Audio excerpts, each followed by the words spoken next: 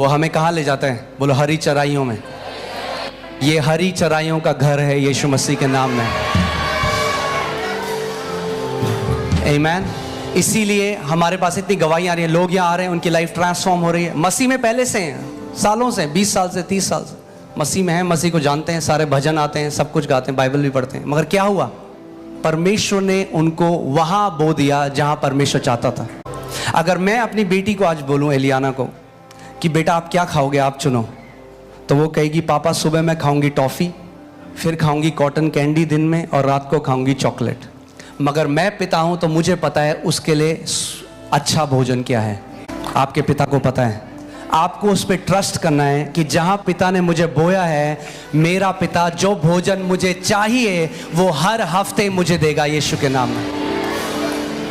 मेरा काम है विश्वास योग्यता से उस भोजन को लेना और पूरे हफ्ते उस भोजन पर मनन करना, उसको बार बार सुनना, उस वचन को अपने अंदर डालना।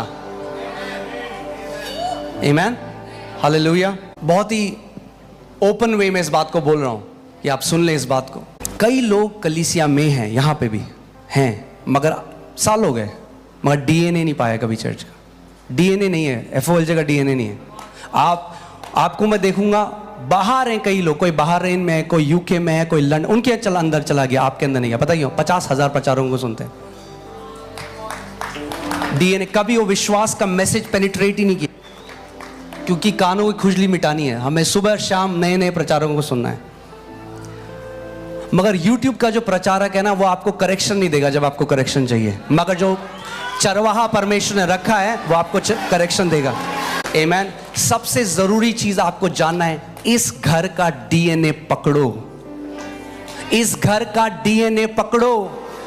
अगर आप इस घर के हो तो लोग देखकर बोलेंगे ये एफओएलजे चर्च का बंदा है। मैं आपको बता रहा हूं, वो समय आ रहा है, लोग आपको देखकर बोलेंगे ये एफओएलजे चर्च का बंदा है। आमीन। कैसे आएगा वो डीएनए? जब आप उस शिक्षा में उसको सुबह शाम सुनेंगे। एक परमेश्वर के महान दास है, मैं उनका बहुत आदर करता हूं, अफ्रीका में पिता के समान है, डॉक्टर ओएडेपो। वो अपने आत्मिक बच्चों को, अपनी आत्मिक संतानों को कहते हैं जो दूसरे देश में, वो कहते हैं अगर तुम इस अनुग्रह से जुड़े रहना चाहते हो, जो अनुग्रह मेरे ऊपर है, अगर जुड़े रहना चाहते हो, लगातार शिक्षा को सुनती रहो जो मैंने दे रहा हूं, और हर 6 महीने में एक बार मुझसे पर्सनली आके मिलो। बहुत जरूरी है, बने रहना बहुत जरूरी है। यीशु मसीह ने कहा अगर तुम मुझ में बने रहोगे तो तुम बहुत सारे फल फलोगे। हालेलुया। सो पहला क्या है? विश्वास में दृढ़ रहना। ओके। दूसरा है अनुग्रह में बलवंत हो जा। अपने पड़ोसी को बोलो अनुग्रह में बलवंत हो जा। मैं बोलता हो जाइए, मगर बाइबल में लिखा हो जा, तो मैंने कहा हो जा तो हो जा। आमीन। फिर से बोलो जोर से, अनुग्रह में बलवंत हो जा। पहला क्या था? उसमें दृढ़ हो जा। दूसरा है अनुग्रह में बलवंत हो जा। दूसरा तीमुथियुस, दूसरा उसकी पहली आयत।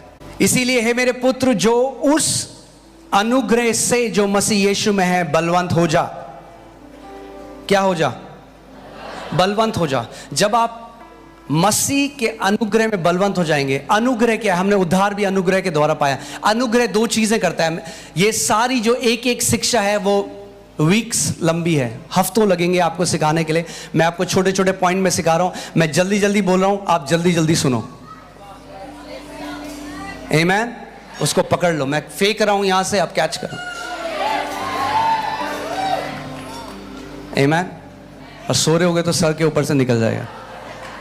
अलर्ट हो तो पकड़ लोगे। जो आत्मिक अलर्ट हैं वो पकड़ लेते हैं जो परमेश्वर उनकी तरफ भेजता है। आमीन। सो अनुग्रह 2 चीजें करता है हमारे जीवन में। एक, जो आप नहीं कर सकते वो आपको करने की सामर्थ देता है। फिर से मैं बोल रहा हूं, जो आप नहीं कर सकते अनुग्रह आपके लिए करता है। आप प्रार्थना नहीं कर सकते, आप परमेश्वर से अनुग्रह मांगो, करने लग जाओगे। आप बाइबल नहीं पढ़ सकते, परमेश्वर से अनुग्रह मांगो, पढ़ने लग जाओगे। अनुग्रह, परमेश्वर का वचन कहता है, जो मनुष्य नहीं कर सका परमेश्वर ने अपने पुत्र को भेजा और अपने पुत्र के द्वारा किया। सो यीशु जो आपके अंदर रहता है, अनुग्रह सिंपल डेफिनेशन में, साधारण भाषा में आपको समझाऊं, अनुग्रह क्या है? जो आप नहीं कर सकते वो यीशु जो आपके अंदर रहता है वो करता है। आमीन। मैंने 2-3 बार इस गवाही को बताया, दोबारा बताता हूं। एक बार जब मैं नया नया विश्वासी था, बढ़ रहा था, बहुत जवान था, अभी भी हूं, तब और था। आमीन।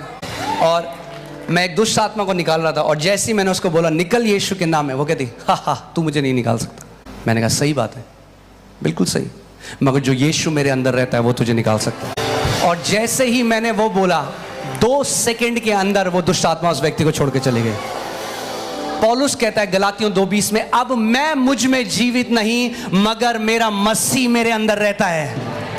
आमीन। इस बात को आपको समझना बहुत जरूरी है। लोग कहते हैं ओ जी मैं अकेला हूं, मेरे साथ कोई नहीं है। किसने कहा आपको? आपके अंदर यीशु रहता है। अब आप जानते हैं, अगर आप नया जन्म पाए हुए विश्वासी, आप कभी अकेले नहीं हैं। अगर आप कह रहे हैं मैं अकेला हूं, वो अनबिब्लिकल है, बाइबल के अनुसार नहीं। आप अकेले कैसे हैं जब आपके 2 हैं? अब देखिए क्या होता है, आपने देखा है जो माताएं हैं, जो मम्मियां हैं, जो बहनें हैं, जो जब गर्भ धारित कर लेती हैं, प्रेग्नेंट हो जाती हैं, वो हमेशा इस चेतना में जीने लग जाती हैं, अब मैं एक नहीं हूं, मेरे अंदर एक और है। वो खाना भी खाती है तो हमेशा बोलती है मैं 2 लोगों का खा रही हूं। भले उन्हें बोलने की जरूरत नहीं है, मगर वो बोलती हैं कि उन्हें लगता है कि हाय लोग बोलेंगे कि 8-8 रोटियां खा रही है, मैं 2 का खाना खा रही हूं।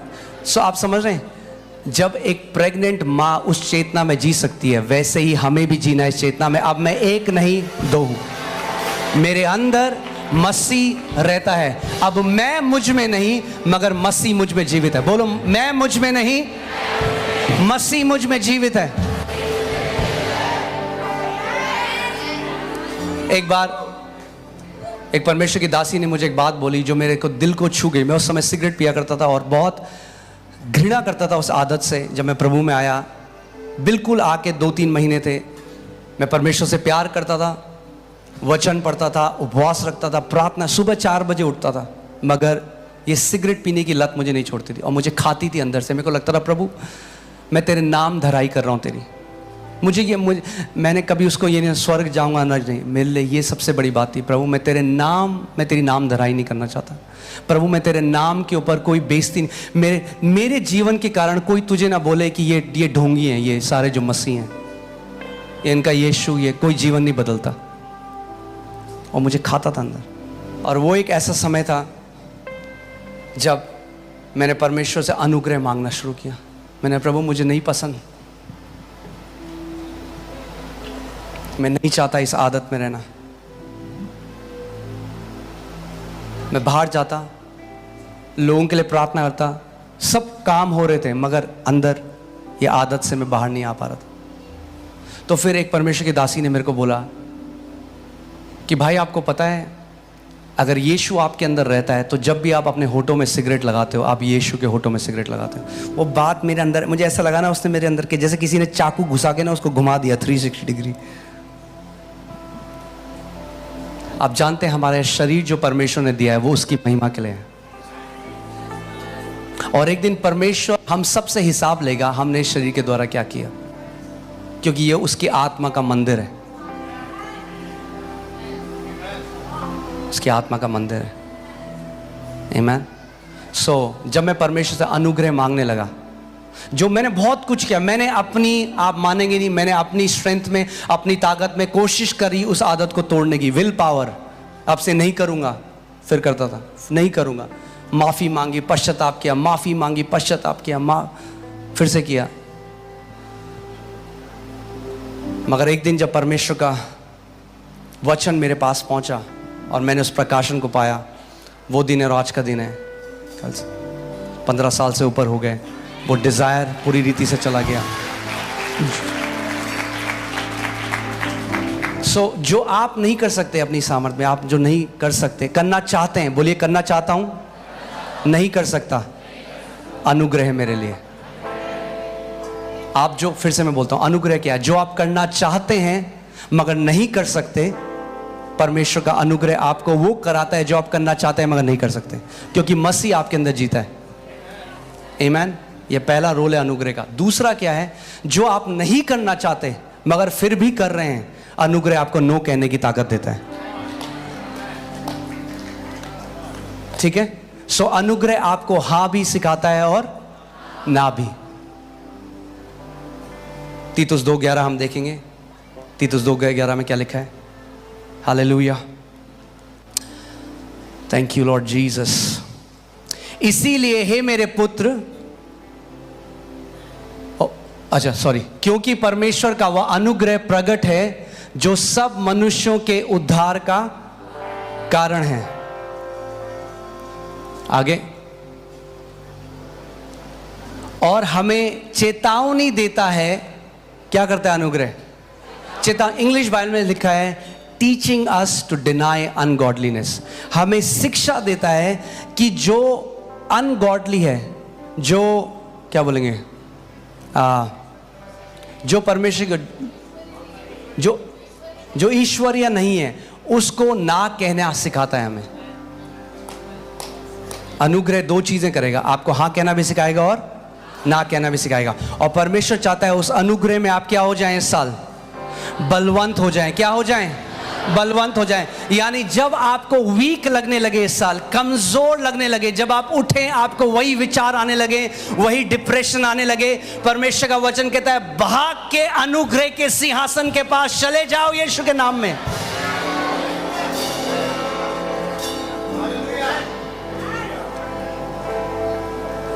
आमीन।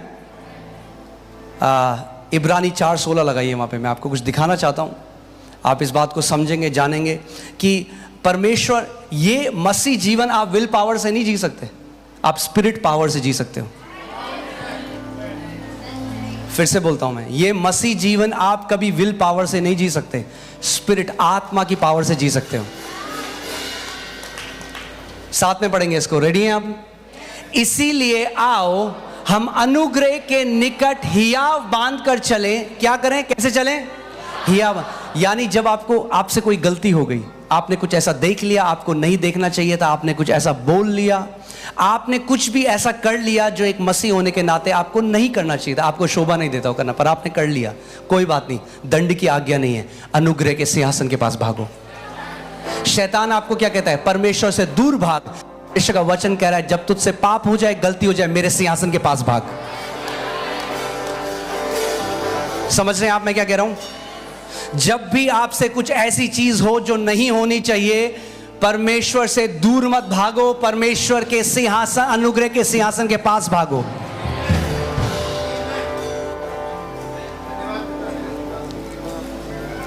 कि हम पर दया हो और वह अनुग्रह पाएं जो आवश्यकता के समय हमारी सहायता करे। क्या करेगा अनुग्रह? जो आवश्यकता है उसके अनुसार परमेश्वर अनुग्रह उंडेलेगा जो आपकी सहायता करेगा। आमीन। कहां भागना है आपको? व्हाट्सएप में नहीं भागना। कहां भागना है? अनुग्रह के सिंहासन के पास। बार में नहीं भागना, पार्टी में नहीं भागना। कहां भागना है? कई बारी शैतान क्या करता है, जब लोगों की कॉन्शियंस को, उनकी चेतना को डिफाइल कर देता है, तो वो सोचते हैं मैं अब लायक नहीं रहा परमेश्वर के पास जाने के। नहीं, परमेश्वर कहता है मेरा बेटी, मेरे बेटे, जब तुझसे गलती हो सबसे पहले मेरे पास भाग के आ, मैं तुझे अनुग्रह दूंगा। और जब मैं कह रहा हूं आप बार बार वो गलती करें, मगर बार बार आप सबसे पहले परमेश्वर के अनुग्रह के पास भागते हैं, बहुत जल्दी आप इतने सामर्थ्य से भर जाएंगे कि आपसे वो गलती नहीं होगी।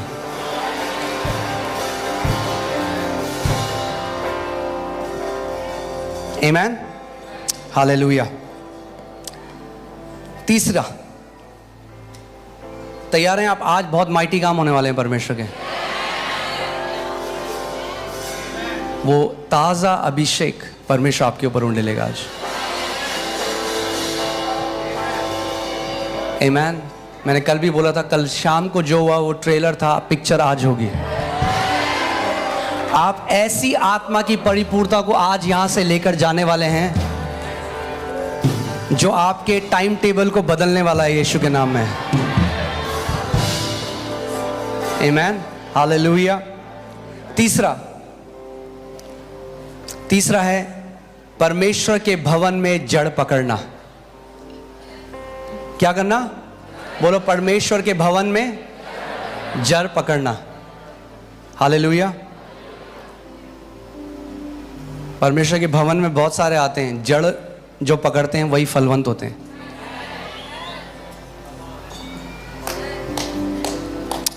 हम लोग ये देखेंगे भजन संहिता 92 में, उसकी 12 से लेकर 14। कितने लोग धर्मी हैं यहाँ पे? मुझे अपना हाथ दिखाइए। कितने लोग धर्मी हैं? अगर आप धर्मी, अगर आप कहते हैं मैं धर्मी हूं, जिनका हाथ नहीं खड़ा, जबरदस्ती मत करो। नहीं हो तो नहीं हो तो हो, क्या कर सकते हैं इसमें। मगर कोई भी यहाँ पे धर्मी अपने कर्मों की वजह से नहीं है। हर एक व्यक्ति जो धर्मी है वो उस बलिदान की वजह से है जो यीशु मसीह ने हमारे लिए दिया, उस लहू की वजह से है जो उसने हमारे लिए बहाया। परमेश्वर का वचन कहता है कि यीशु मसीह पाप बन गया कि हम उसकी धार्मिकता बन जाएं। तो पहले मुझे बताओ, जितने लोग यीशु पे विश्वास करते हैं अपना हाथ हिला के दिखाओ जोर से। हालेलुया। बोलो, यीशु मेरा प्रभु है, मैं धर्मी हूं क्योंकि मेरा विश्वास यीशु मसीह पर है। आमीन। तो मानते हैं आप कि आप धर्मी हैं? पक्की बात है? डाउट तो नहीं है? कोई शक? धर्मी हो मतलब, तो धर्मी हो तो धर्मियों को कुछ करना है, केवल टाइटल नहीं लेना मैं धर्मी हूं। धर्मी हो तो अब बाइबल आपके लिए क्या कह रही है, ध्यान से सुनो। धर्मी लोग खजूर के समान फूलेंगे फलेंगे। हालेलुया। किसके समान फूलोगे फलोगे आप? अपने पड़ोसी को बोलो, आप खजूर हो।